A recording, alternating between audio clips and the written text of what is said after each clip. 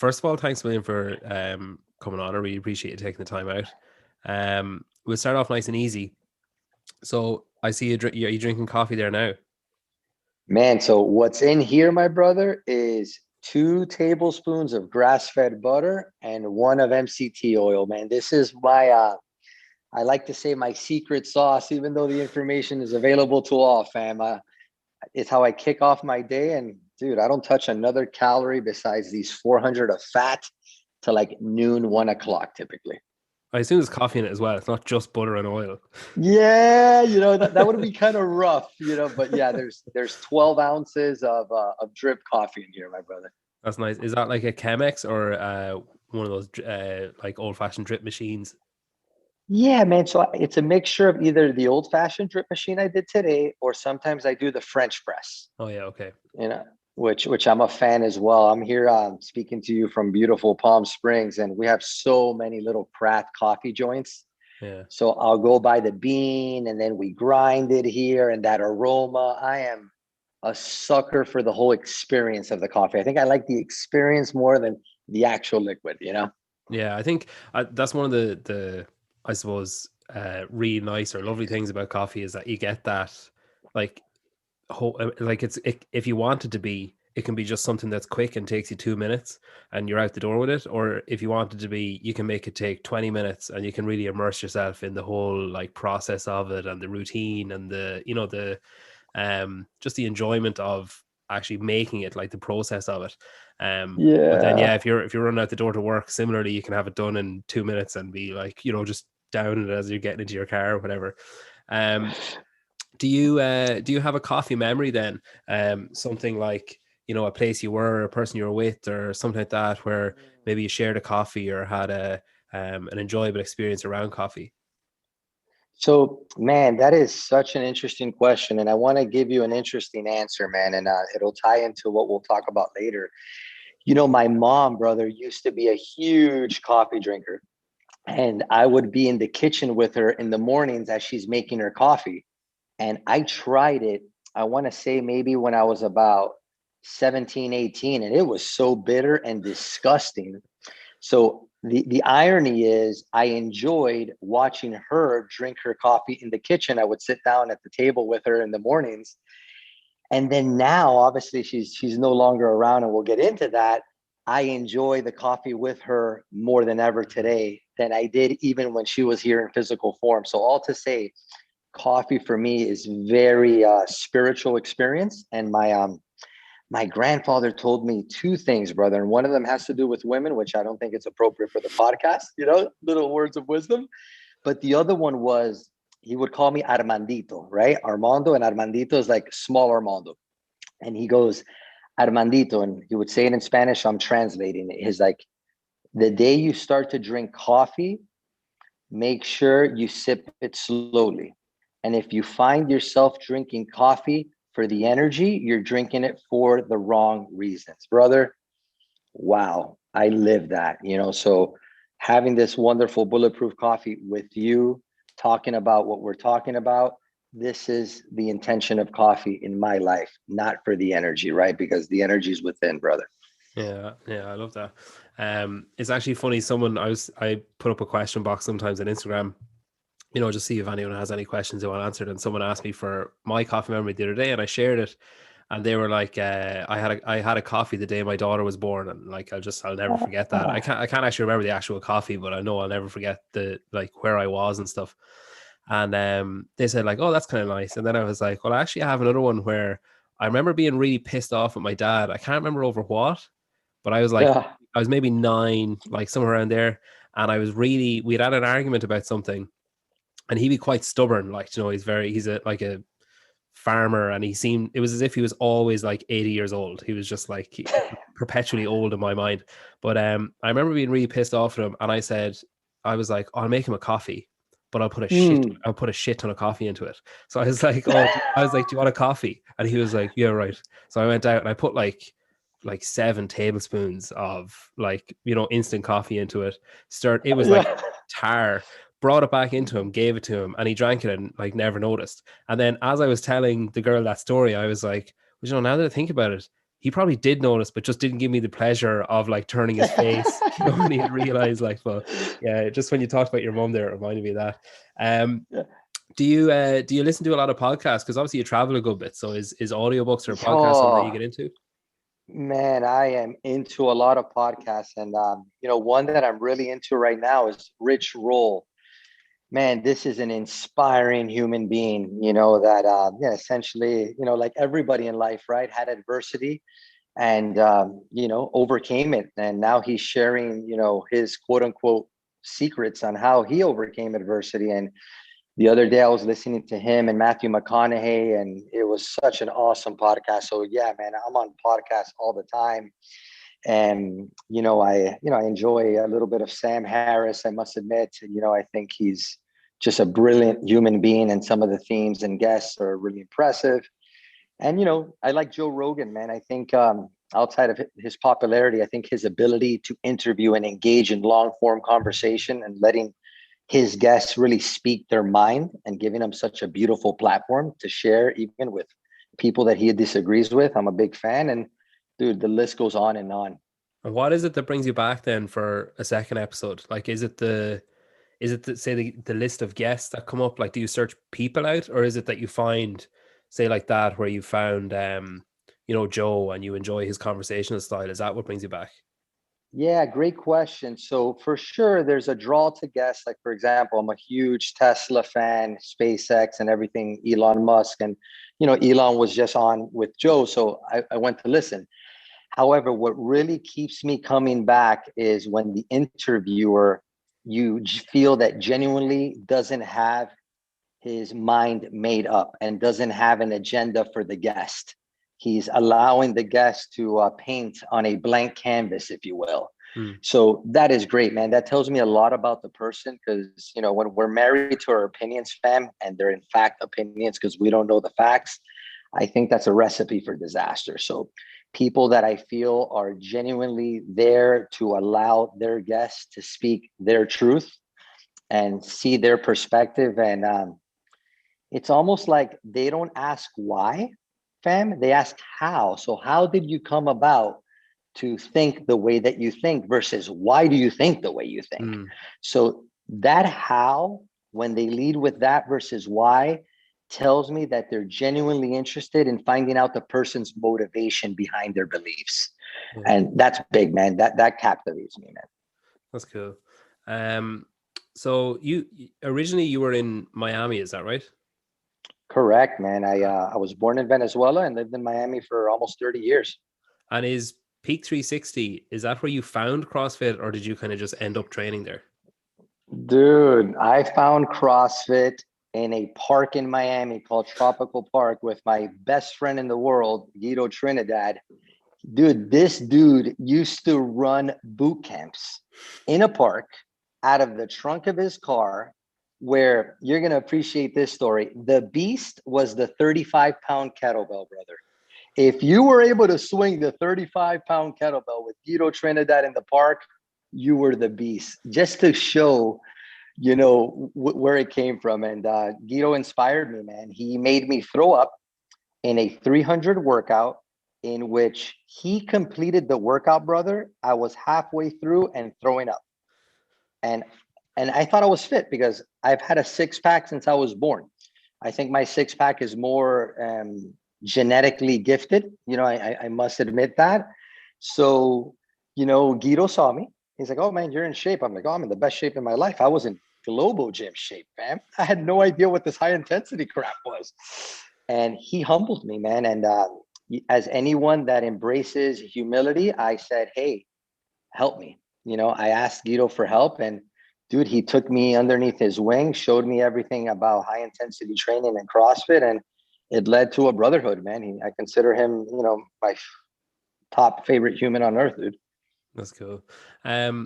What's it like then? Obviously, like Miami is kind of, it's like this, I don't know, like the stuff that you see shared about it is this kind of like summery haven, like that's almost like all year round. And then you've got stuff like, you've got Peak 360 and you've got Noah and, like Loud and Live is Yeah. around there, and you've got like Wadapalooza, and like there's all this kind of buzz around. Is it an exciting place to be when it comes to fitness?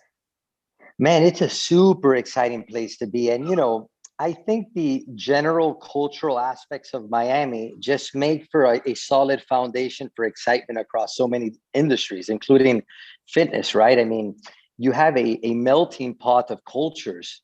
And oh my God, I mean, when Guido started Wadapalooza, and I was, one of, if you will, founding supporters, you'll appreciate this story. Besides the fact that Wadapalooza was represented by so many different countries, on the first year, it was Guido, Steve, and myself emceeing.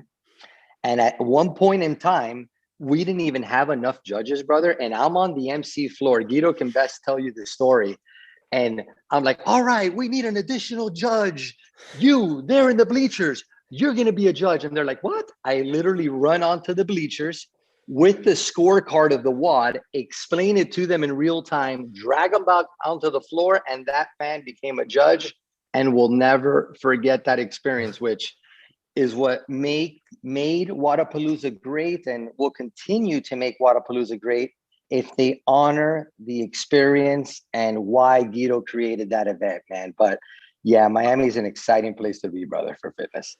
Yeah, it must be crazy as well seeing Wadapalooza like where it is now, like that it's one of the go-to. If you ask basically any athlete who's been there, I'd say 95% of them will say, oh, my favorite place is Wadapalooza. That's my favorite event. That's the one I loved. And I'd say a lot of the spectators as well. It's one of those unique, they've got the perfect they're kind of straddling the line between making it really exciting and like a party for the spectators and really engaging and a party for the athletes. It's really cool to watch. Yeah, man, I think you phrased that so wonderfully because, yeah, at first it does feel like, are we at an event or are we at an entertainment experience? What are we doing here, right? And what's really unique about that juxtaposition, if you will, is that it brings a lot of people in because of the lights, because of the show, because of quote unquote the facade, which, Miami could be a little bit of a facade city, if you know what I mean. But then once you're there for an hour or two, you feel what it's about. So, at times in life, fam, you need a hook, right? You need someone to draw people in. And then if there's authenticity behind the origin and the motivation, those people will stay.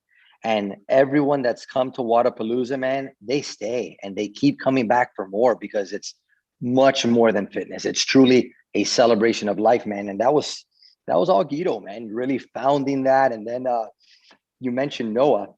Can I tell you a funny story about Noah? Yeah, go for it. I am humbly a dinosaur. I'm 42 years old, guys, and I don't do well with technology.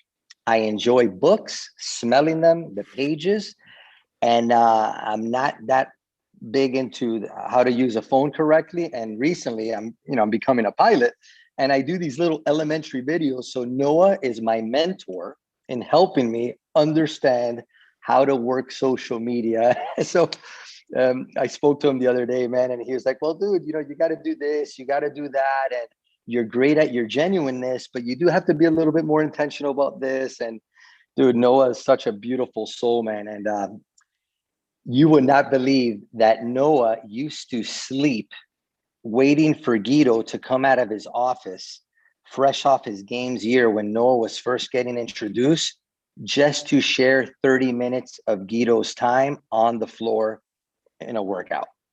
I mean, you talk about somebody that, felt that there was a connection between him and the sport called CrossFit and said, I need to surround myself around people that I want to model my future self around, Guido being one of them. And brother, it's been a privilege to see Guido and Noah and their brotherhood and my brotherhood with them and see where they're at in their respective lives. And if there's one thing that they share in common, they're such great, humble, genuine dudes, man. Like kindness and love is at the center at everything they do. And oh my, they're beautiful, man. I can go on for days and days, but I'll shut up here. We've a lot to unpack. So I know. You told me your story recently, and I was pretty floored by it. So it was actually Dylan from Loud and Live, who's been on before, that put us in touch. Okay. So I think I suppose I'll just let you tell your story so that people can hear it, and we'll unpack it as we go then. Yeah, man, I guess I'll just share my story quickly. If we were in an elevator and I had to give the macro pitch of my story, it's just one of it. We'll pretend it's a high rise, so you've got a bit of time.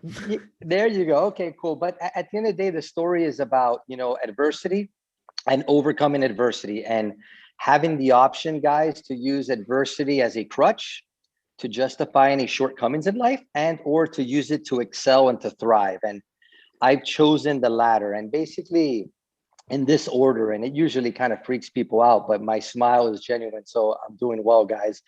And it started off with my aunt that I never had a chance to meet. And then it was my grandfather that I never had a chance to meet. And then it was my uncle that I never had a chance to meet. And then it was my dad in 1995, which I obviously met. I was 16 years old at the time. And then my mom in 2009. And they all died by suicide, guys.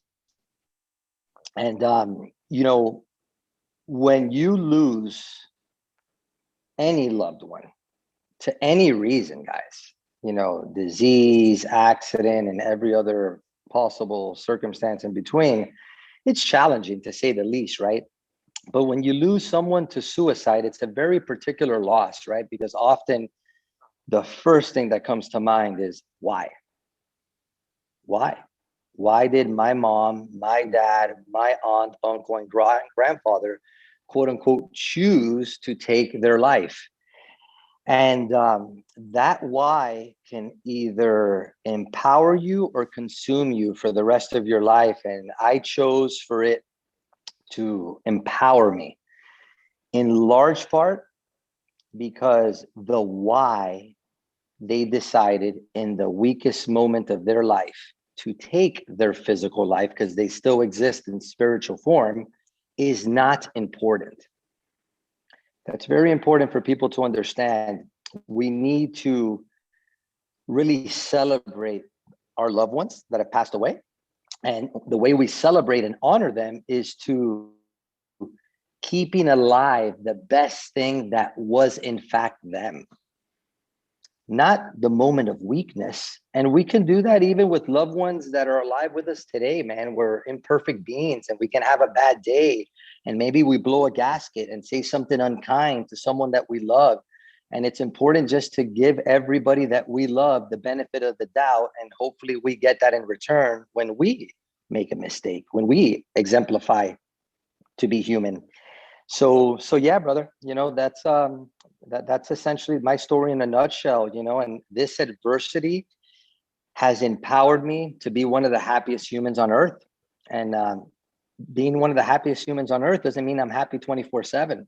It means I know what's important, brother. And it's not sweating the small stuff, and it's continuing the relationship I have with my parents in spiritual form. I see you've checked out some of my videos of me flying. My dad is next to me in spiritual form. So yeah, man, that's me in a nutshell, man. Adversity for empowerment. That's what adversity is about. It's not to debilitate us, and it's not to put us in a mindset on how do we survive life. No, it's going to help us thrive. It's going to help us thrive. And is there a moment where, like, because obviously, say if you go back like 1995, what was your mom's year? 2002, is that what you said?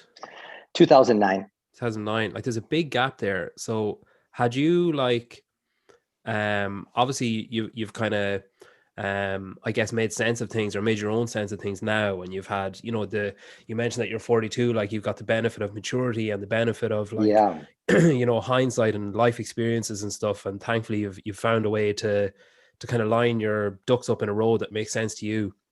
But obviously if you're 16 when your dad takes his life, like I'm assuming that those that maturity wasn't there, and that those like understandings of the why not being important and stuff wasn't there. So was like 95 to 2009, was that like a dark period, or is it something like did it kind of ebb and flow and were some days okay and some days not okay? Man, brother, phenomenal question. Clearly a motivational question to understand. So thank you for that. Dude, 1995, I must admit, was a blur. I had my mom, and my dad passed away in Miami visiting me. However, he was living in Venezuela. So for the time I was 5 years old and my parents divorced, my mom moves to Miami and my dad stayed in Venezuela. So I would see him every single summer. So when he takes his life in 95, I had my mom, which was my rock, dude. My rock, my rock. And in physical form, I would only experience my dad in the summers on my vacations when I would go spend it with him in Venezuela. So, and when he passes, quote unquote, I didn't miss him physically for 9 months of the year. Yeah.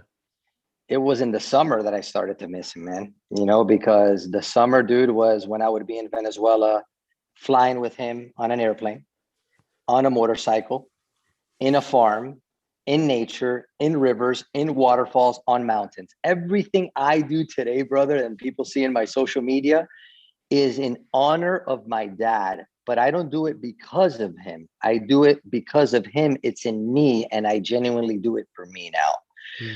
So, and so to answer your question, you know, that was two totally different losses. 1995 versus 2009. I was debilitated in 2009, fam, and I wanted to share those poems with you because there was other poems in between. But what I shared with you was my single darkest day of desperation, the first one.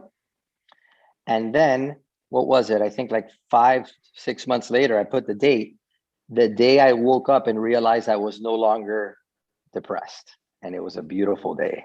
And what, like, did something spark that? Was there something that, like, did an event happen, or was it just like a moment of clarity?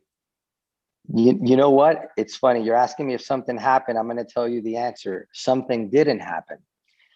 I cried endlessly.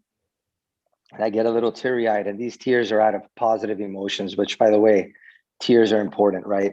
And fam, I hadn't cried in 21 days. And when I woke up that day and took an inventory, when was the last time that I cried? I was like, whoa, I haven't cried in 21 days. I was so happy, man. And I literally got out of bed, put my feet on the ground, got a pen, and on that paper, that's original paper I sent you, fam, I wrote what I wrote. It wasn't even scripted, man. That flowed from me with no edits or anything. And I think I have some typographical errors in there, if you notice. But all to say, fam, that's what happened, is that I had not cried in 21 days after crying for hours for like 6 months, probably, you know, every day. Just bad, man. It was a bad time for sure. Yeah, like, I suppose, as you mentioned as well, it's a difficult thing. Like, thankfully I've been blessed where I haven't really had that much, I suppose, close contact with death by suicide. Like, so I'm kind of, I guess, in a privileged position, I suppose. But it's kind of, I imagine it's difficult not to overanalyze things, not to think about conversations that you Mm, had, like, even, months mm, previously, thinking like, God, I wonder, is that what they meant when they said this and whatever. And then it really is like those stages of grief where you've got, you won't accept it, and then you deny it, and you're angry, or you're sad, or you're, blaming yourself, blaming other people. Like, it's a lot to make sense of, and it's a lot to mm. organize in your own head, and then to have to make sense of it, and to have to organize all those things while you're in grief makes it like 10 times more difficult. 100%, man. And you just struck a chord when you use the word or the phrase "makes sense." I think part of the challenge is when we try to make sense of the past that has already happened and we no longer have control over. Instead, if we focus to make sense of the future, look, and I'm going to give you a very point example. The day that I pulled up to the scene to identify my mom's body, that in fact it was her, I want to say 40 minutes or less after that moment, my brother Guido Trinidad pulled into the scene. And as you can imagine, a dramatic scene in the heart of downtown Miami in Brickell at 11 a.m. on a Sunday. I was in shock, as you can imagine. And this happened on the 29th floor of my master bedroom balcony, right? So I come down the elevator, Guido's outside, and in shock, I put my hands on Guido's shoulders, and he can tell you this story better than me. And all I kept saying is, Guido, I'm going to help people. I'm going to help people. I'm going to help people. I'm going to help people. I'm going to help people. I'm going to help people. I went on an insane loop. That's all I can tell him. He's like, okay, cool. You're going to help people. What happened? He didn't even know. And I said, no, don't worry. I'm going to help people. What happened, Armando? My mom took her life, but I'm going to help people, but I'm going to help people. Like, I think back to that moment, brother. It's insane that innately, I immediately was telling myself, I'm going to help people. And one of the very objective ways that I've helped people is through people helping me. I founded the Miami chapter of the Florida Initiative for Suicide Prevention.org's support group structure.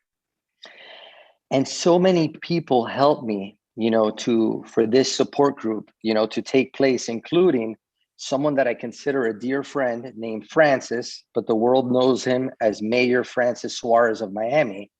That amazing human being, when I went to him saying, hey, do you know of anyone that can lend me a conference room? Because I'm going to start this support group and I'm going to host twice a month suicide survivor, amazing human beings that just lost a loved one to suicide. And they're going to come to this support group for hope. And he goes to me, Armando, you're going to use my conference room and my title company, and it's yours. So that's two of hundreds of human beings, brother, Guido and Francis, that have helped me help others. And at the end of the day, I think that's a way to summarize what life is about. It's about helping one another and not paying that help back, but paying that help forward. If we were to be more mindful of that, this world would be significantly happier, as we're currently going through a lot of challenges, fam. So I'm sorry if I went in a tangent, but I really wanted to give you something tangible on how focusing on the future rather than the past, that's how you make sense. Yeah, no, I love that. What about then, like, returning to normal life, or returning to, say, life pre your mother's death? Like, did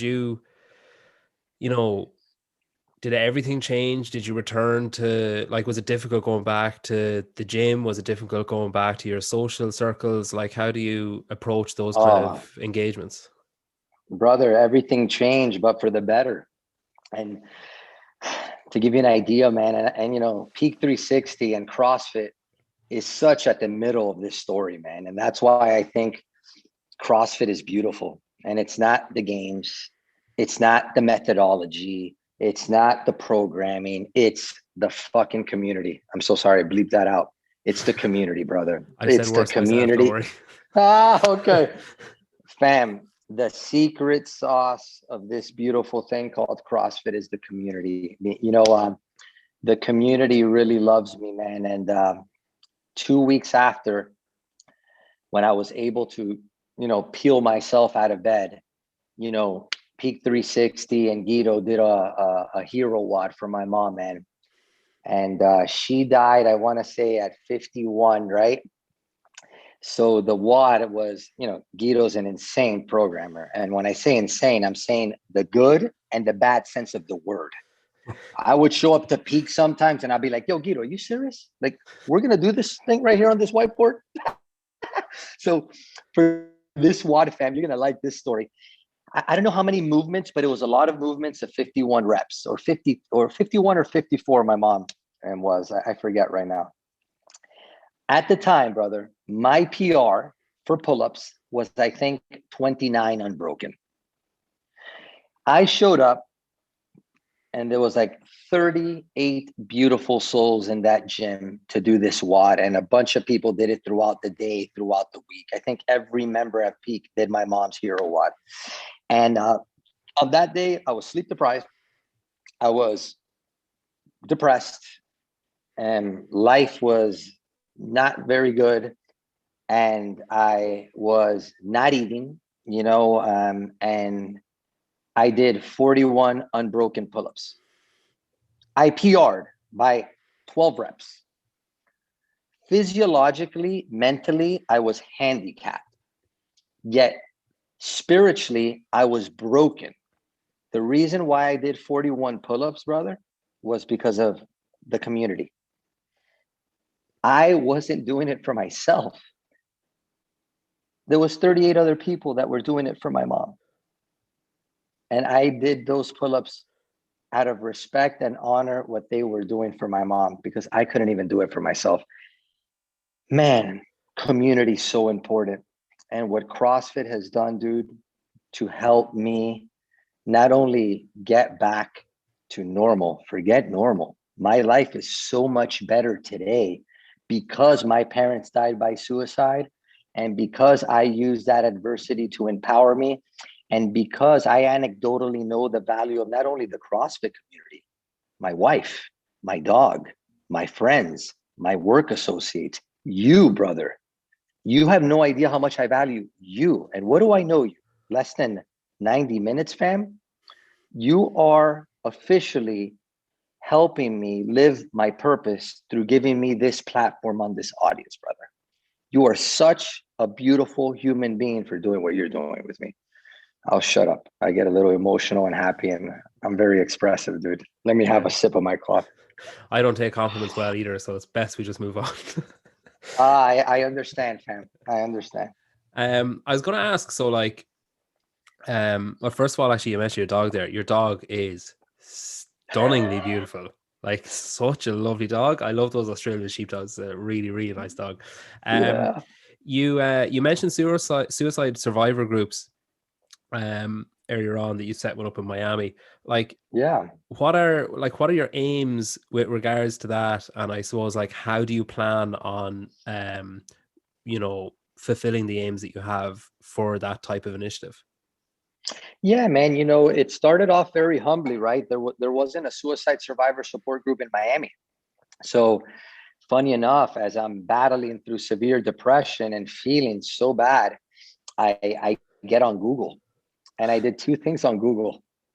I Googled, what is the happiest country on earth?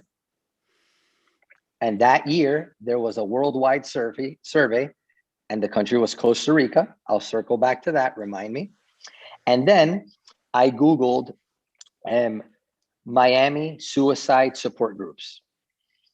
And there was one that had closed down, but I found this organization, the Florida Initiative for Suicide Prevention. And they were based out of Weston. It was about a 45-minute drive. And they had a support group at the Cleveland Clinic in a conference room. And brother, I just showed up. It was an hour and a half. And I showed up and did not talk for that hour and a half, maybe very little. And for those that know me, it's difficult for me not to talk. I fucking love to talk. So, and what ended up happening? I showed up a broken man with a broken spirit, depressed and hopeless. And I think that poem that I shared with you kind of encapsulates that depression. 90 minutes later, I felt 1,000,000% better. And want to know why? All I did was listen. What did I listen to? 8 other human beings, I believe there were that day, that have gone through the same experience and were sharing it. It no longer felt like poor little me. It's just me. No one understands me. You see the whole me thing? Now I become a victim, right? And why? You know? In short, these wonderful human beings gave me so much encouragement. And hey, we're with you. We're going through the same suffering. We identify with your silence right now. And the way to get over and overcome is to express versus repress, because suicide is a very difficult death, guys. You know, there's often a lot of shame, you know, and I'll be honest. Not only is there shame because you lost a loved one to suicide, there's shame of like, hey, man, I don't want people to think that I'm part of a crazy family that has killed themselves. No, I quickly realized the way that we overcome through the experience I had with these support groups, which were essential in my recovery, is to expressing versus repressing. Because guys, man, when we bottle up these feelings, whatever it is, It could be something as trivial as we have an insecurity because we have too many cowlicks on our head. Like literally something as dumb as that. When it takes energy to repress, and that energy could be going to much better things that are uplifting, empowering, and that add value to the world. So I believe in expressing versus repressing, and the suicide survivor group helped me confirm that that's the way to go. And that's what I did. And that was a Google search. And then was Costa Rica, man. Costa Rica. I went to Costa Rica depressed for 12 days with board shorts and sandals and a beach. And I must admit, a lot of Jägermeister. I was drinking. I was depressed, guys. I was drinking on the beach. But one thing that impacted me about Costa Rica were two words: Pura Vida, which stands for pure life. And in a nutshell, because there's many different descriptions of what that means, but the ethos and the philosophy and the culture is to live a simple, uncluttered life with a deep appreciation for nature, family, and friends. Pura Vida. And they say hi and bye to each other in Costa Rica, guys, with Pura Vida. Talk about keeping at the forefront of thought in everyday trivial hi and bye consciousness what life is about. Let's keep it simple. Let's not complicate it with a lot of clutter and objects. Let's value experiences, nature, family, and friends. Pura Vida. Brother, thank you for 2 Google searches, man. They really helped me. When all the dust settles and everything, and say like now, so many years later, like you must feel pretty invincible when you consider like what you've been through and what you've overcome, that like, you kind of can't help but think like, fuck, it can't really get much worse. Like, surely that's it. Like, oh, man, funny you say. I'm glad you used the word invincible, right?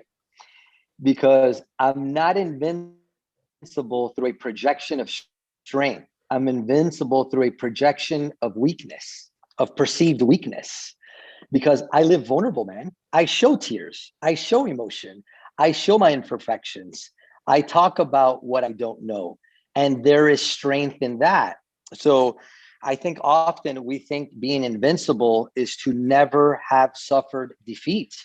No, being invincible is to suffer defeat, is to suffer tragedy, is to suffer setbacks and get the fuck back up. That to me is invincible, because life is gonna knock you down. Whether it's losing someone to suicide, a job, a divorce, a shortcoming of any other sorts, right? Not obtaining a goal that you set, it's going to knock you down. But being invincible is to be able to get right back up and keep putting your best foot forward. That to me is what being invincible is, brother. Yeah, I love that.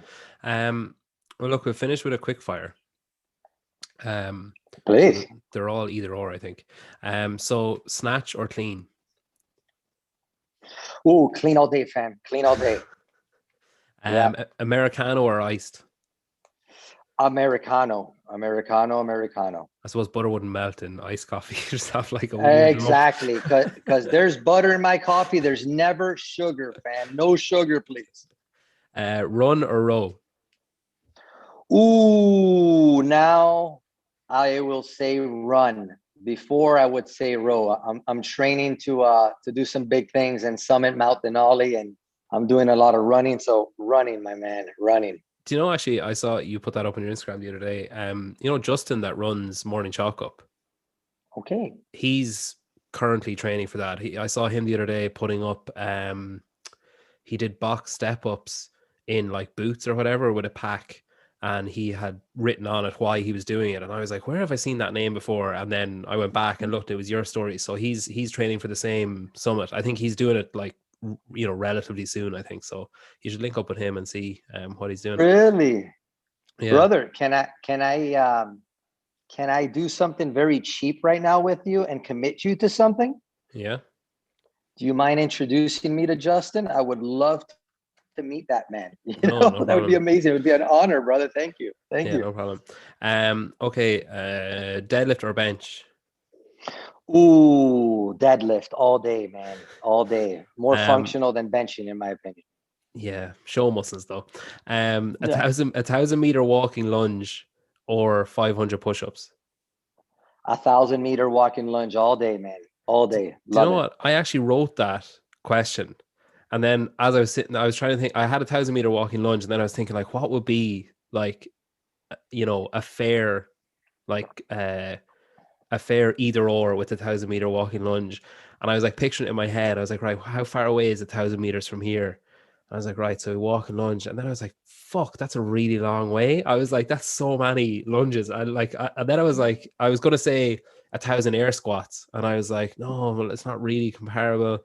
So 500 push-ups is the best I could come up with. I don't think I'd be able to do either. They both sound absolutely toxic. Well, listen, I want to thank you for coming on. And I Please. want to thank Dylan for putting us in touch.